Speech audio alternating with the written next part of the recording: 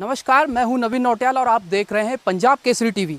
इस वक्त मैं टाट वाले बाबा के पास मौजूद हूं और अभी हाल में ही आपने एक दो दिन पहले सुना होगा कि टाट वाले बाबा की जो कुटिया है उस पर वन विभाग द्वारा हाई कोर्ट का हवाला देकर उसको तोड़ दिया गया है। हम बाबा जी से ही जानेंगे कि आखिर मामला क्या है। हमारे गुरुजी टाट वाले बाबा के नाम से प्रसिद्ध थे। वो इसी गुफा में रहते थे 12 महीने। और ये हमारे पास लगभग 1965 में इस जगह का हमारे गुरुजी के नाम से लीज भी हो चुका है। लीज है, बाकायदा जंगल लीज, बाकायदा लीज है। लेकिन वो असल में हमारे जेब में कागज़ नहीं है साहब, हमने इतना संभाला नहीं था। बस इनके पास सारा कुछ हमारा पूरा फाइल है लीज का यहाँ का। और अचानक आकर के इन्होंने ये सारा कर दिया। का आदेश है, कोर्ट का हवाला देकर कोर्ट का हवाला दे के तोड़ दिया। हाई कोर्ट का वो है और मेरे पास सुप्रीम कोर्ट का है। मेरे पास भी ये बाकायदा सुप्रीम कोर्ट का है। क्या लिखा है इसमें? इसमें लिखा है टाट वाले बाबा परंपरागत वनवासी के अनुसार जंगल में रहते हैं। इनका रहने का पूरा प्रूफ है।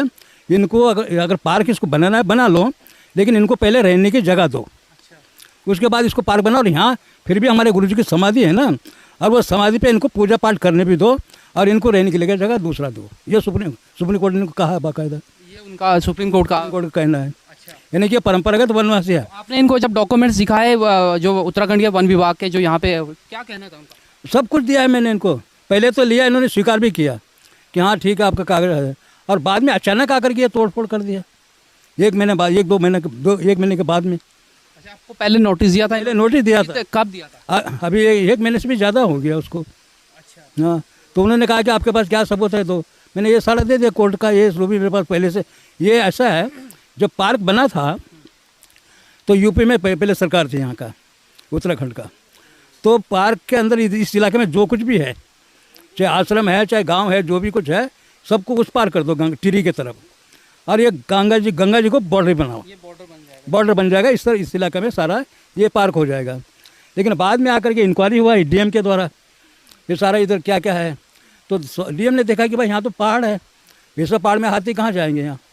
तो इसलिए नीलकंठ का जो रास्ता है उधर से उधर इन्होंने पार्क घोषित किया। ये पार्क से बाहर है ये, लेकिन ये है आरक्षित वन के अनुसार, पार्क के अंदर नहीं है ये। अब जब हम सुप्रीम कोर्ट में जाकर चैलेंज किया, भाई हम तो, हमारे पास तो कुछ भी नहीं है, गुफा है, आगे टीन लगा के हम खाली टीन में बैठे हैं, झोपड़ी है हमारे पास, हम तो ऐसा कुछ नहीं किया है। हमारे पास ना धर्मशाला है, ना कोई दुकानें हैं, ना हम व्यापार करते हैं।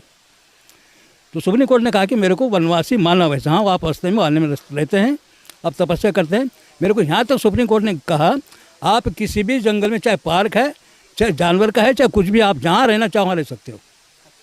हम ऋषि मुनियों की परंपरा के अनुसार हम जंगल में रहने का अधिकार है हमारा। परंपरागत वनवासी जैसे आदिवासी रहते हैं, आदिवासी तो खेती बाड़ी करते हैं, गाय भैंस पालते हैं, हम तो वो भी नहीं करते हैं। जैसे बाबा कह रहे हैं कि हम भजन करते हैं। भजन से एक चीज़ और बताना चाहूँगा कि ये वही टाट वाले बाबा हैं जिन्होंने राम मंदिर के लिए 1 करोड़ रुपए दान स्वरूप दिए। जी हाँ, 1 करोड़ रुपए राम मंदिर निर्माण के लिए दान स्वरूप दिए।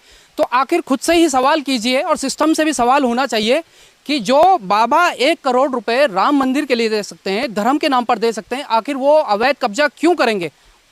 जो महापुरुष 1 करोड़ रुपए दान दे सकता है, क्या वो अपने लिए कहीं ज़मीन नहीं ले सकता है? ज़रूर ले सकता है। आप भी सोचेंगे कि, और सोचना भी चाहिए कि ज़रूर ले सकता है, लेकिन इस तरीके से अवैध बता देना और उसके बाद इस पर तोड़फोड़ कर देना और जो कुटिया का स्वरूप है उसको बिगाड़ देना, कहीं ना कहीं ये भारतीय संस्कृति और जो हमारी प्राचीन सभ्यता जो चलती हुई आ रही है महापुरुषों द्वारा, उसको खंडित किया जा रहा है। इस पर रोक लगना अति आवश्यक है, क्योंकि ये भारतीय संस्कृति के लिए भी घातक हो सकता है अगर इस तरीके की कार्रवाई वन विभाग द्वारा जगह जगह पर की गई। जी बाबा, आप जिस तरीके की कार्रवाई की गई है, हमारे जो मुख्यमंत्री है पुष्कर सिंह धामी, प्रधानमंत्री मोदी जी हैं, वो संतों की तरफ उनका ज़्यादा झुकाव भी रहता है, क्या कहना चाहेंगे? अगर खाली झुकाव होने से वोटिंग के लिए करते हैं ये। अभी देखो हमारा हाल क्या हो गया, कोई पूछ रहा है? कोई पूछने के लिए नहीं आ रहा है। ये हिंदू समाज का हम रक्षक है एक तरह से, हिंदू समाज के लिए तो है हम लोग। अब हमारे ऋषि मुनियों का परंपरा के अनुसार हम यहाँ जंगल में रहकर तपस्या करते हैं और हमको कहते हैं कि अवैध रह रहे हैं। और ऋषि मुनि अवैध जंगल में नहीं रहेंगे, क्या हम घर जमीन खरीद के मकान बना के तपस्या करेंगे वहाँ? देखिए, बहुत बड़ी बात कही है कि ऋषि मुनि अगर जंगलों में नहीं रहेंगे, कुटिया बनाकर नहीं रहेंगे, साधना कैसे करेंगे? तो क्या शहरों की तरफ आकर बिल्डिंग बनाकर फ्लैट लेकर उस पर साधना की जाएगी? बहुत बड़ा सवाल है कि आखिर संतों के साथ इस तरीके की कार्रवाई क्यों की जा रही है। हाँ तो उसमें तपस्या तो ऐसा ही करना, तो फिर अपने घर में ही ठीक थे, फिर उसी मकान में रहकर साथ तब करते। फिर घर छोड़ कर आज जाने की ज़रूरत ही क्या है। अभी जंगल में आए तो हम यहाँ ज़मीन खरीद करके मकान बना के रहने के लिए थोड़ी आए हैं हम। तो अभी देखो ना, अभी भी हमारे पास कुछ भी बनावट नहीं है। झोपड़ी अगर इतना पैसा मैं मंदिर के लिए दे सकता हूँ, क्या मैं यहाँ नहीं बना सकता था? अगर अपनी सुविधा के लिए चाहिए, यहाँ भी मैं कर सकता था। यहाँ भी मैं 5 मंजिल का बिल्डिंग खड़ा कर सकता था, धर्मशाला बना सकता था, लेकिन नहीं किया हमने। हमको ज़रूरत ही नहीं है, हमको तो तपस्या करनी है और सत्य को जानने के बाद फिर हमको समाज में वापस जाना है। ये थोड़ी कि सारा जीवन जंगल में ही रहेंगे हम तो आए तपस्या करेंगे, वापस जाएंगे समाज में जाकर के जो समाज में कमी है उसको बताएंगे। ना कभी जन्मदिन मनाते, हमको मालूम भी नहीं जन्मदिन होती क्या है। अच्छा, टाट वाले बाबा, ये टाट वाले नाम क्यों रखा गया है, क्या है? मोरी टाट पहनते थे, कपड़ा नहीं पहनते थे। अच्छा, टाट पहनते। जब घर द्वार छोड़ के जंगल में आए, इन्होंने सो कपड़ा चाहिए तो फिर खरीदनी पड़ेगी, उसके लिए पैसा चाहिए, किसी से मांगना पड़ेगा। और बोरी है किसी भी दुकान में फ्री में दे देगा कोई भी, इसलिए टाट पहनना ओढ़ना सब कुछ, बिछाना ओढ़ना भी सब उसी का था, टाट का ही। तो लोग आते हैं, साधु महात्मा तपस्वी लोग रहते हैं, इनके पास जाएंगे तो आशीर्वाद देंगे।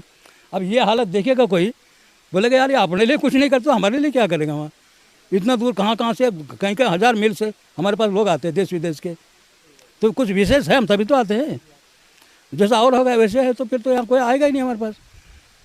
अभी देखो ऐसा तोड़ फोड़ करके ये कर दिया, अब इसको दोबारा खड़ा करने का मेरे पास इतना हिम्मत नहीं है। अब अगर मेरे को इतना ही होता, पैसे का लोभ या करता मेरे पास था, तो मैं उस समय यहाँ कार भी खरीद सकता था, मैं आने जाने के लिए यहाँ, और यहाँ कुछ भी मकान बना सकता था। मैंने आपके बारे में कुछ अखबारों में भी पढ़ा है, कुछ साल पहले आपने 5 लाख रुपए के आसपास एक स्कूल को भी दिए हैं।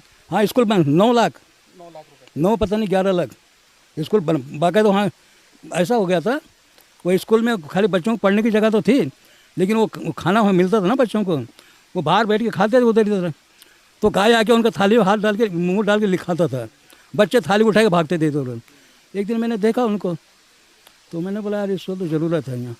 फिर उनके लिए कम से कम 200-400 बच्चे एक साथ में बैठने के लिए इतना बड़े बड़े हॉल बना दिए।